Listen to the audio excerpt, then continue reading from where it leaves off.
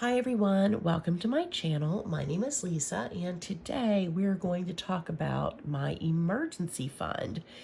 I want to talk about what my emergency fund is going to cover, the cost for each one of my bills, and how long my emergency fund is going to last me.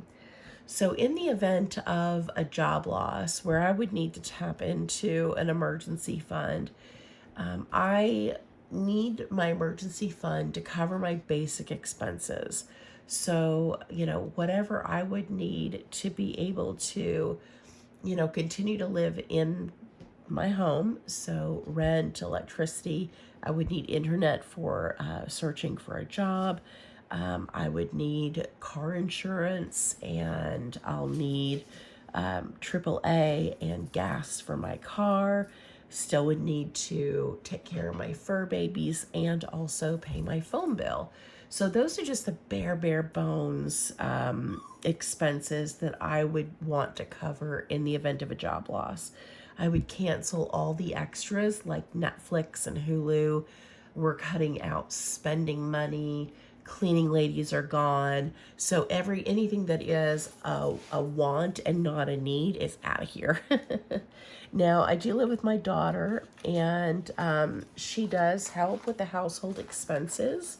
So I'm just going to share what my half of the expenses would be so that you can see how much it would last me. But in case of a job loss, I'm sure my daughter would pick up a lot of the household expenses. Maybe she would pay all the rent. Maybe she would pay all of the utilities and I would just have to pay for my own personal stuff. I don't know. It hasn't happened yet. But I wanted to break this down. Excuse me. Sorry, I've been sick with COVID. I'm just starting to feel a little bit better, and wanting to film and talking makes me need to cough, so I apologize. Anyway, I was saying, she would probably pick up some of the slack. Maybe she would pick up all of it. I don't know. Hasn't happened yet, knock on wood. But I wanted to see how long would this $10,000 emergency fund last me. So that's what we're going to talk about today. I'm going to stop yapping about things that are about everything else. And let's talk about the numbers. So my rent for this place is $800 a month. So my half is $400 a month. So if we take 400, we're going to multiply that by 12 to see what the yearly cost is. And that's $4,800. So let me put 4,800 here for yearly. And then monthly is 400. And then let's break down the weekly cost. So 4,800 divided by 52 weeks in a year is about $92 a week. So let's jot that down. Then we have the electric and the internet bill. And the electric bill, that's something that changes from month to month, depending on how cold it is, how hot it is, how mild it is. So I typically, let's budget around $200 a month. Maybe we'll have some months where it's less than that. So 200, well, okay, let me back up. So 200 in total. So half of that, my cost would be $100. So I don't need the calculator for this. So that would be $1,200 for the year. $100 a month. And then the weekly cost, $1,200 divided by 52, is about $23 a week. So then we have internet. Internet's 108, so that's divided by 2. So my half is 54. And we're going to take 54 and multiply that by 12 to get the yearly cost. So that's going to be $648. Monthly cost was 54. So now let's divide this by 52 to get the weekly cost. That is for sure not it. 648 divided by 52. So that is about $12.50 a week. So let's just do 13 on this. 13 a week. My car insurance is $700 for the year. So divide that by 12, and that's $58 a month. So $700 for the year, 58 for the month, and that would be $13.50 a week. So let's round this one up to 14. AAA is $100 for the year. So I have my car insurance through AAA, and in order to keep my car insurance to AAA, I have to have the AAA membership. Otherwise, if I had my insurance through somewhere else, I would drop this altogether. So $100 a year divided by 12 months, so that's about $8 a month.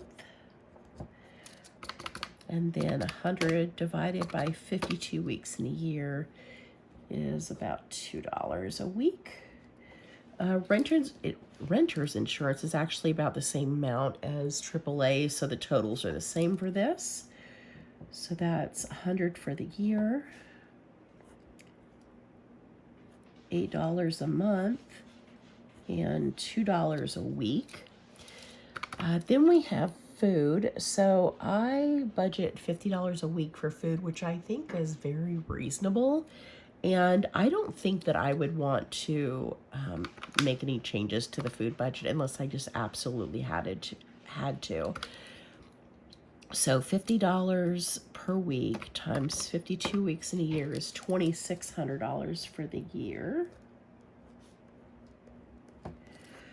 Divided by 12 is about $217 a month. And that is $50 a week. Then gas for my car. Now, I work remotely right now, but I would imagine that if I were to need to look for another job, I would probably look for something here local. So I would probably need to go to interviews. So I would still stick with $20 a week.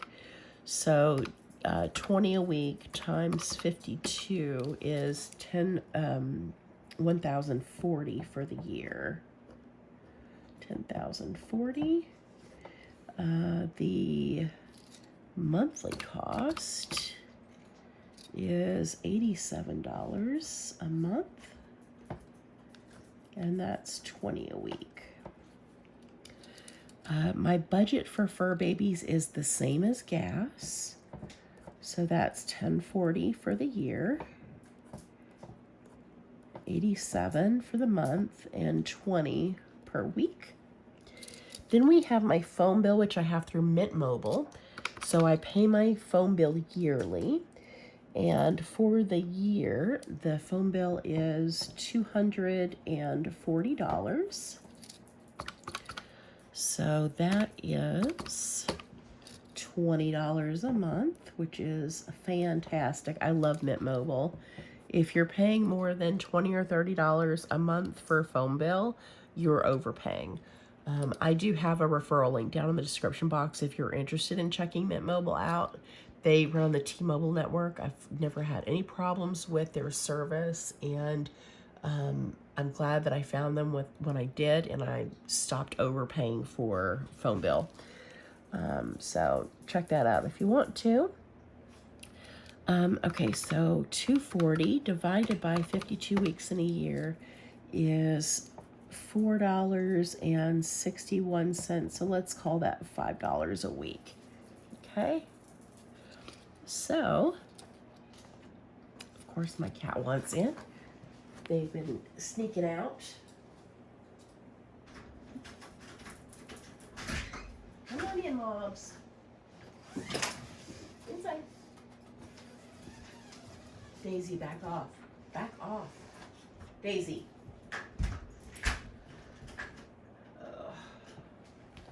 Sorry about that. All right, so let's go ahead and calculate the yearly cost. Let's calculate the monthly cost and the weekly cost. And then we'll see how many weeks will that $10,000 last me. All right, so we have $4,800 for rent, $1,200 for electric, $648 for internet, $700 for car insurance, $100 for AAA, $100 for renter's insurance, $2,600 for food. We're already over 10,000, so it's not going to last me all year. So plus 1040, plus 1040 for fur babies, plus 240 for the phone.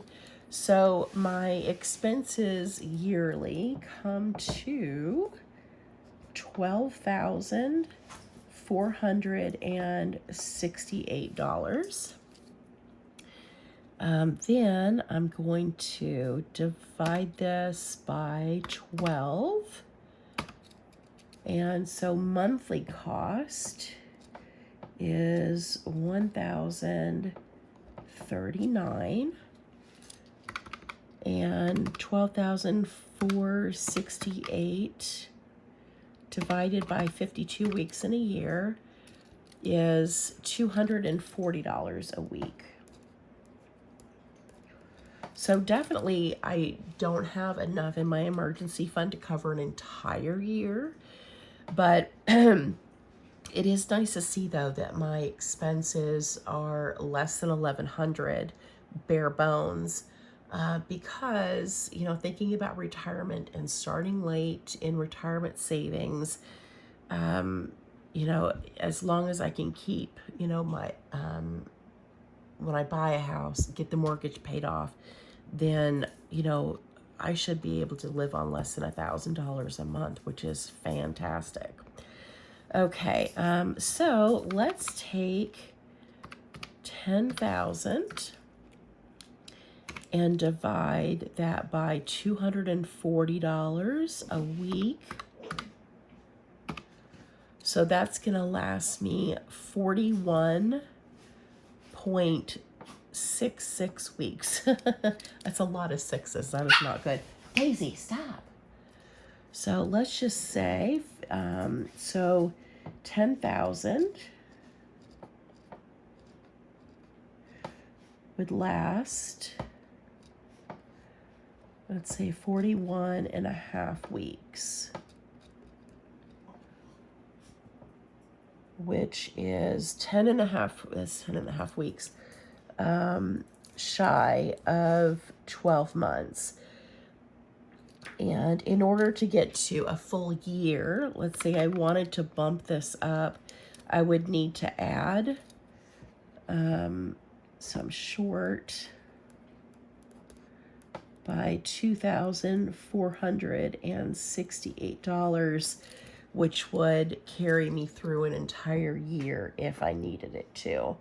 So I think what my plan is going to be right now, my savings goal is to save for a down payment on a house.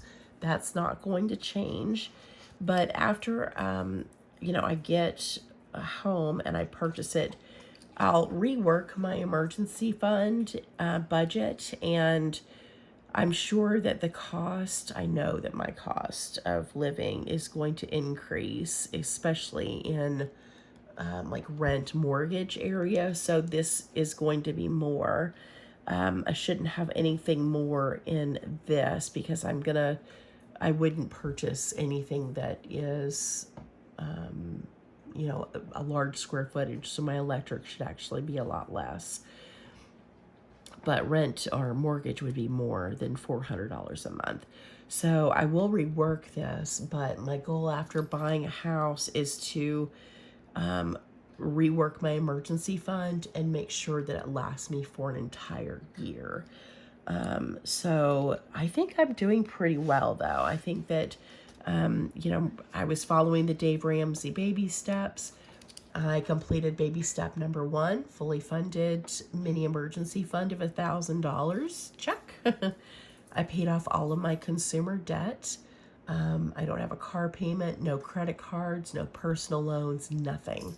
That was about $80,000 paid off. Check, check, check. Then I saved 3 to 6 months worth of an emergency fund, which I've got a lot more than that, so that's great. That's baby step number 3. Baby step number 4, Daisy, stop.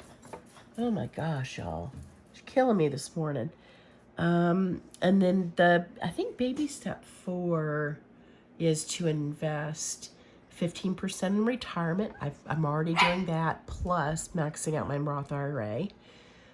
So that's done. Now I'm saving for a house, or saving for kids' college. I think that was baby step number 5. And then pay off the house early, I think is 6. And then 7 is build wealth, build wealth and give. So I think I'm doing really good. I've gone through the 4 baby steps so far, working on baby step number 5, and I'm really proud of the progress that I've made so far. So that's it for me, guys. Let me know if you've done a breakdown like this for your emergency fund, and if so, how long will your emergency fund last you? Are you leaning more towards like 3 to 6 months? Do you have more like a year or more? I would really love to know down in the comments. So anyway, that's it for me, guys. Thank you so much for watching. Thank you for supporting my channel, and I hope you guys have a great day or night wherever you're at. Bye.